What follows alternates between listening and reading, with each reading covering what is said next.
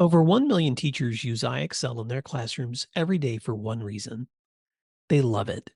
The gold standard teaching and learning solution, IXL provides thousands of instructional resources, actionable analytics, and assessments to increase teacher capacity and effectiveness.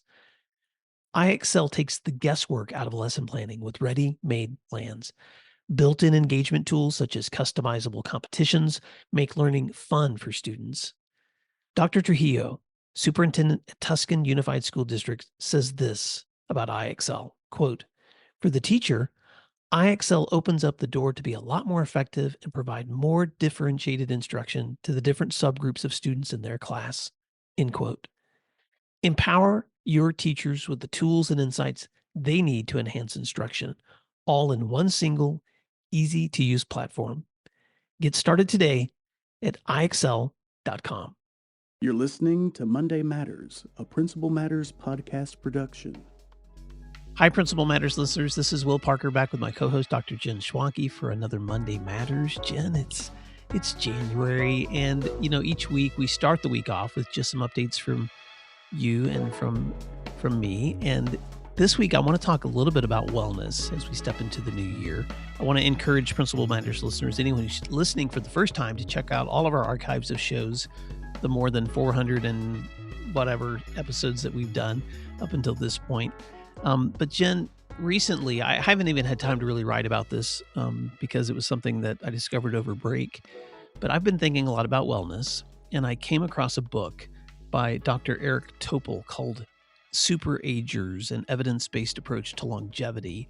Anybody who's listening or to this won't see me hold up the book, but anybody who's watching it on YouTube, you can see the cover of this.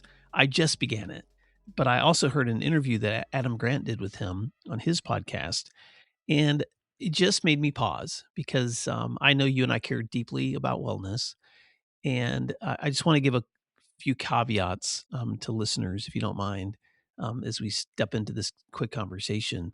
One, Dr. Topol was a part of a study of what he calls welderly individuals, people who are in their upper 80s and older, who have no current health conditions or taking no medication.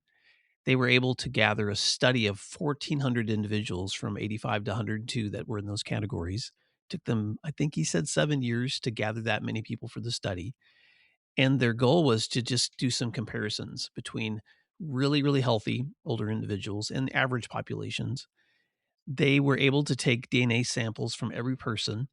And because of the Genome Project, they were able to study their DNA and do comparisons. The surprise, and again, I'll just point people to the book because I'm not a scientist, but the surprise for them was that even though I've always assumed, oh, they just have good genes, there's not a significant difference between the genes of people that are welderly and people that are Mhm. typically elderly but have often much more pronounced health conditions.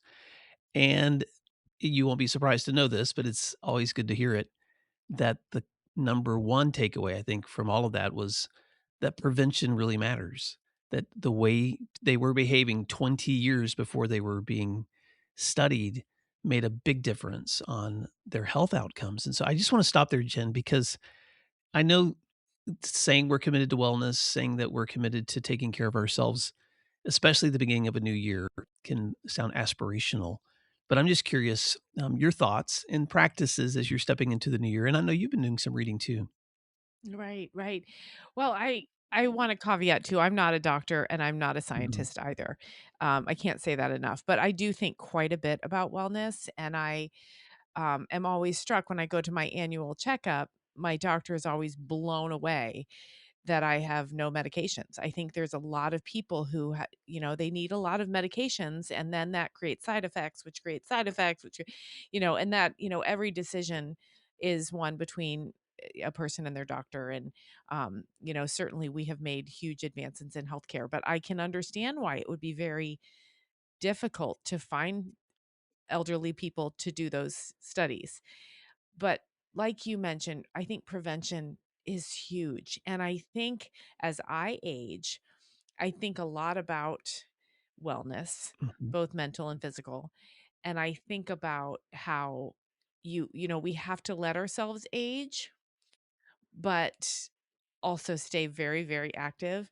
So the book that I just finished, and I want to be clear, I didn't know we were going to be talking about this. I wasn't out doing some research, but it's called The Running Ground. Mm. And it's a book by Nicholas Thompson. And it's a book about a lot of things. It's about his relationship with his father, who had a very, very difficult second half of his life. And the author makes this connection between the time that his father stopped running and when his life kind of fell apart. And so he decides to do the opposite and he keeps running. And I'm not sitting here preaching running. That is my activity of choice, but I think it's anything. Think it could be walking, swimming, whatever. Um, and so he realizes he's really, really fast, and he trains and he hires a coach and he gets the best time in the world for his age or whatever, and this, that, and the other thing. And then he realizes he can't go any faster because his age catches up to him. So then he runs longer. And his point is, you just have to keep going. You have to have a goal. You have to have something that you are working toward. And so I think there's a lot wrapped up into what I just said. It's the physical response, it's the putting good things in your body, and it's having a goal that will keep you hungry, so to speak, as we That's age. so good, Jen. And what I love about that is that, and I wrote that down, Nicholas Thompson, The Running Ground, because there's something really inspiring about a story connected to those kinds of outcomes too. Super Agers is more scientific, and is the Mhm. study from Eric Topol's perspective. And I've just begun the book, so I can't talk Right. about it in terms of its whole context. But what I love about that too is there are really just I'm just going to touch on three things really quickly, since on Monday Matters we just kind of you and I shared the current things we're learning. Um, and they're not gonna be surprising that the strongest preventative actions we can be taking 20 years before we could be diagnosed with something that could affect our brains or our hearts or our, um, neurosystems. The three things are movement, and you just mentioned it, um, rest, which has a profound effect on longevity, and nutrition. And I don't know, Jed, it was just so funny because I listened to this while working out, and I was listening and I kept pausing it. I listened to it over break with my wife and I when we were driving over the holidays, and there was probably nothing in there that was profoundly new, but I don't know why it feels like I have to be reminded over and over and over again that it's the simple practices that over time produce the healthiest results. And Mhm. maybe it's because we live in a culture where quick fixes are so attractive, drive-throughs are so easy, or, give me a pill, give me a shot. And by the way, if anyone who's listening to this requires medication or any kind of therapies or whatever, please continue following your doctor's recommendations. Jen and I are just readers and learners. But Jen, I'll just say the same thing when I go for my annual physical, each year. It's just really encouraging because I'll be 57 this month. But it's been so encouraging that those commitments over time produce good outcomes. And so I want to say this to listeners just because I know at the beginning of a new calendar year, we often make commitments to our own wellness, and physical wellness is just part of it. There's a lot of other factors involved in environments and amounts of stress, in times of life and care of other individuals, whether you're parenting a child or maybe you're at the place where you're adulting with aging parents. And so there's a lot of factors that can affect your health. And I know that there are also seasons. There's times where some things just happen that require some rest and rejuvenation or recovery. So, but I just wanted to bring that to this conversation because I just think it's important for us to not forget that the long term benefits are often worth the short term commitments. Right, right. And I was to circle back to this book, The Running Ground. The reason I liked it is this guy doesn't just run and write about it. He was the CEO of The Atlantic. He worked for The New Yorker. He wanted to be a writer, and then it turned out he was not as good at that as he was about managing writers. And he has a wife and he has three children, and he has a very he talks about the commitment to his profession. And so here's where I tie it back to Mm. principles. Do the things we do for our bodies make us better principals, or by being principals, are we more apt to have the discipline and the grit to take care of our bodies? What we hope is that there's no answer to that, right? That one feeds the other. And that, I think principals are so incredibly gritty, and they keep coming back, keep coming back, and keep coming back in spite of, one stacked hard day after another. And that is the same as making decisions about wellness: mental, physical, social, emotional. And there's so much we're not in control of. There's so much that we can't even influence. But boy, the decisions about our own bodies, we certainly can. The author of this book also went through thyroid cancer, and so he was knocked flat for a couple of years and had to come back from that. So I just think those stories are critical for us to keep remembering. It can feel very lonely to work hard to take care of oneself. And it really shouldn't, because we're all on the exact same journey to be welderly. Well, I want to tell a quick story as we're wrapping up this conversation, and without naming any names because I don't have permission. Oh, by the way, I'm going to break script for just a second and bring someone into this conversation who really wants to be. Okay. This is for those of you that Oh. are not listening but watching. This is Nitro. Nitro is one of the 2 pets in my family, and he has been so determined this whole talk, Jen, to be in this conversation, and I forgot to put him outside of the room beforehand, so he's just gonna Oh, sit here well, and purr while we talk. our listeners should know that I'm like holding my breath because I'm so worried Roxy is going to start scratching on the door. So our pets are part of the podcast, They are people. They today, were part of the for sure.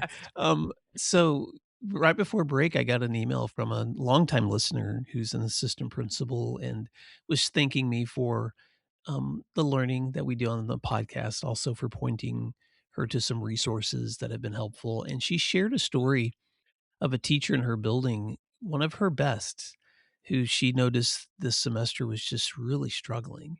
And so she had just talked to her individually and realized that she was kind of hitting one of those emotional walls of I've been doing this a while. I'm beginning to feel really exhausted and tired. And this will sound like a shameless plug, Jen, but it's to confirm what we were just talking about. But she gave her a copy of my book, Pause, Breathe, Flourish: Living Your Best Life as an Educator, and just said, "This book has been really helpful for me.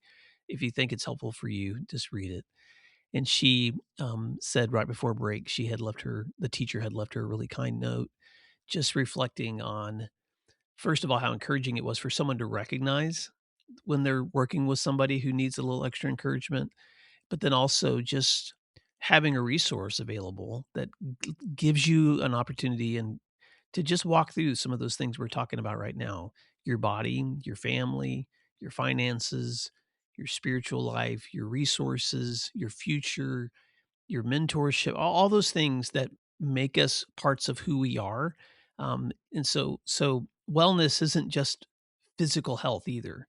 It involves so much of those other capacities too. And so I just want to encourage any listeners today, if you are looking for a resource, obviously you can check out mine as well. But there's some great ones out there, Jen. And I know that you are also a big proponent of, when you're running up against those walls, think about a reset. Think about, take Mhm. a step back and give yourself permission to do that reset, because there's something really encouraging about permission to keep growing. Right, right. And it's hard to do. It's hard to give ourselves permission for the very things we tell other people to do. Very hard. Well, Jen, I'm going to wrap up this conversation by just encouraging listeners, if you have made any commitments to wellness that have been helpful for you, let us know, because I love to be aware of what other practices are helping other people, or resources or good books you're listening to, or podcasts. Share those with us. Jen, how can listeners stay connected with you and your great resources? Absolutely. Find me at jenschwanke.com, and you can click on newsletter and subscribe, and you'll hear from me every week. And as always, you can check out all our resources at williamdparker.com, and you can subscribe there for our weekly updates. Until next time, thanks for doing what matters, and we'll see you at our flagship show on Wednesday. Thank you for listening to today's episode of Principal Matters, the School Leaders Podcast. If you enjoyed the show, would you take a moment and like, share, subscribe, or leave us a review? In fact, if you share it out with a friend, even more people can become a part of these conversations. Sign up for our newsletter at williamdparker.com for even more free resources. And don't forget to check out our website to learn more about our books, professional development offerings, Grow Academies, masterminds, executive coaching, and keynote presentations. Wow, let's keep learning together. And thank you for doing what matters. Monday Matters.